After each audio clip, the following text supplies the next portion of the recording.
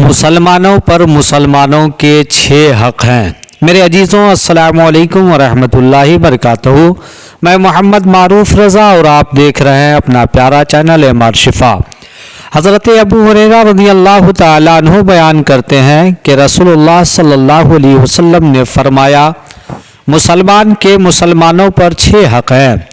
عرض کیا گیا، یا رسول اللہ صلی اللہ علیہ وسلم وہ کیا ہیں؟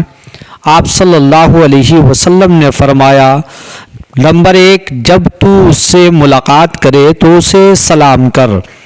نمبر 2، جب وہ تم سے نصیحت چاہے تو اسے نصیحت کر۔ جب وہ تمہیں دعوت کرے تو اسے قبول کر۔ جب وہ چھینک مار کر الحمدللہ کہے تو اسے یرحمک اللہ کہہ کر جواب دے۔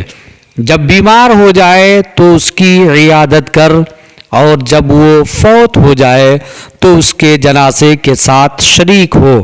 میرے عزیزوں، ویڈیو کو زیادہ سے زیادہ لائک اور شیئر ضرور کریں۔ اللہ حافظ۔